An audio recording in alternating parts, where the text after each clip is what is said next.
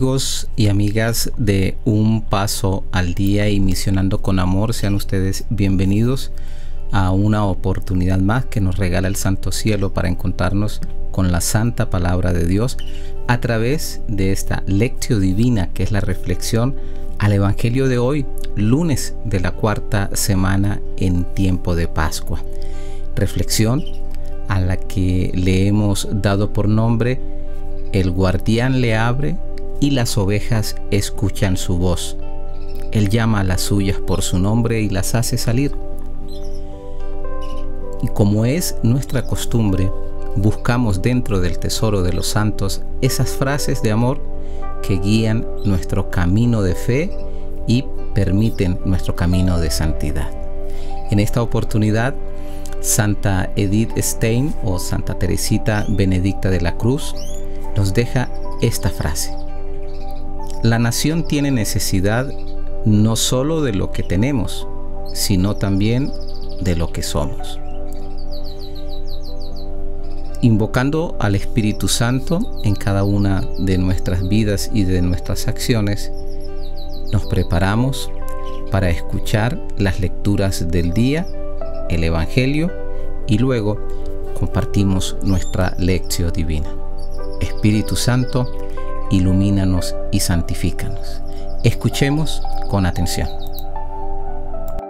Del libro de los Hechos de los Apóstoles. En aquellos días los apóstoles y los hermanos de Judea se enteraron de que también los paganos habían recibido la palabra de Dios. Y cuando Pedro regresó a Jerusalén, los creyentes de origen judío lo interpelaron, diciéndole: ¿cómo entraste en la casa de gente no judía y comiste con ellos? Pedro comenzó a contarles detalladamente lo que había sucedido. Yo estaba orando en la ciudad de Jope, cuando caí en éxtasis y tuve una visión. Vi que bajaba del cielo algo parecido a un gran mantel, sostenido de sus 4 puntas, que vino hasta mí. Lo miré atentamente y vi que había en él cuadrúpedos, animales salvajes, reptiles y aves, y oí una voz que me dijo: «Vamos, Pedro, mata y come». «De ninguna manera, Señor», respondí, «yo nunca he comido nada manchado ni impuro». Por segunda vez oí la voz del cielo que me dijo: «No consideres manchado lo que Dios purificó». Esto se repitió 3 veces y luego todo fue llevado otra vez al cielo. En ese momento se presentaron en la casa donde estábamos 3 hombres que habían sido enviados desde Cesarea para buscarme. El Espíritu Santo me ordenó que fuera con ellos sin dudar. Me acompañaron también los 6 hermanos aquí presentes y llegamos a la casa de aquel hombre. Este nos contó en qué forma se le había aparecido un ángel diciéndole: «Envía a alguien a Jope, a buscar a Simón llamado Pedro. Él te anunciará un mensaje de salvación para ti y para toda tu familia». Apenas comencé a hablar, el Espíritu Santo descendió sobre ellos, como lo hizo al principio sobre nosotros.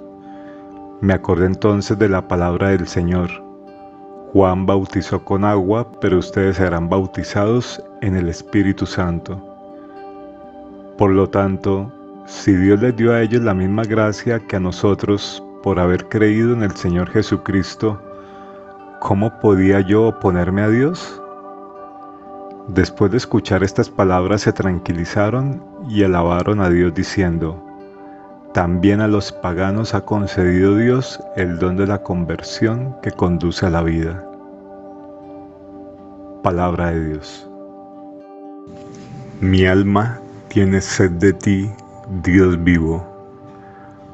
Como busca la cierva corrientes de agua, así mi alma te busca a ti, Dios mío. Mi alma tiene sed de Dios, del Dios vivo. ¿Cuándo entraré a ver el rostro de Dios? Mi alma tiene sed de ti, Dios vivo. Envía tu luz y tu verdad, que ellas me guíen y me conduzcan hasta tu monte santo, hasta tu morada. Mi alma tiene sed de ti, Dios vivo. Me acercaré al altar de Dios, al Dios de mi alegría, y te daré gracias al son de la cítara, Dios, Dios mío. Mi alma tiene sed de ti, Dios vivo. Del Santo Evangelio según San Juan.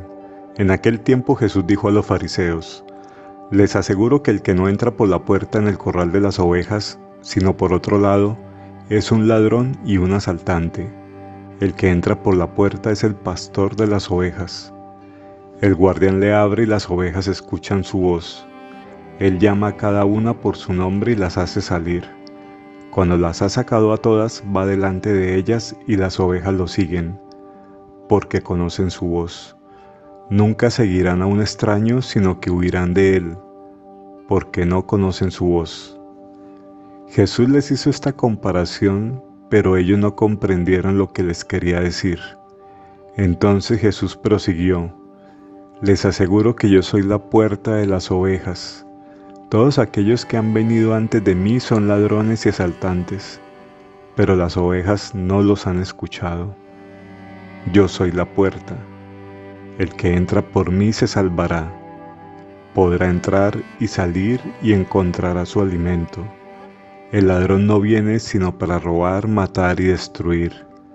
Pero yo he venido para que las ovejas tengan vida y la tengan en abundancia. Palabra del Señor. Jesús es la puerta por donde deben pasar todas las ovejas para encontrar el alimento de la vida, la salvación. Estamos invitados a reconocer a Jesús como nuestro buen pastor resucitado. Quienes escuchan a Jesús reconocían cómo los pastores llevan a las ovejas a pastar al campo. Las llaman al atardecer para llevarlas al redil, a donde entran por la puerta para estar seguras. Este relato no inicia hablando directamente del buen pastor, sino describe las acciones del falso pastor, siendo un ladrón y asaltante, pues no entra por la puerta, sino que te trepa por otro lado y llevan al pueblo a experiencias de opresión, desesperación y destrucción. En el Antiguo Testamento, Dios se presenta como el pastor del pueblo de Israel, y eso lo vemos a través de los profetas Isaías y Jeremías, y también en el Salmo 23, que reemplazará a los malos pastores que apacientan, se dan de comer a sí mismos, olvidándose del rebaño. En contraposición, luego nos detalla las acciones que identifican al verdadero pastor y cómo responden las ovejas. Entra por la puerta, el portero le abre, llama a cada una por su nombre. Las ovejas escuchan su voz, las hace salir, camina delante de ellas y las ovejas lo siguen porque conocen su voz. Con los fariseos, Jesús estaba debatiendo luego de la curación del ciego de nacimiento que vimos en Juan capítulo 9. Jesús se identifica con la puerta de las ovejas, por cuanto hay que entrar y salir por él para encontrar la salvación y el alimento. Así Jesús se presenta como el único camino de salvación. Nos dice el Evangelio de Juan en el capítulo 14:6: yo soy el camino, la verdad y la vida. Nadie va al Padre sino por mí. Es la única puerta que lleva a la vida que procede del Padre. Luego identifica a los ladrones y salteadores con quienes vinieron antes que él.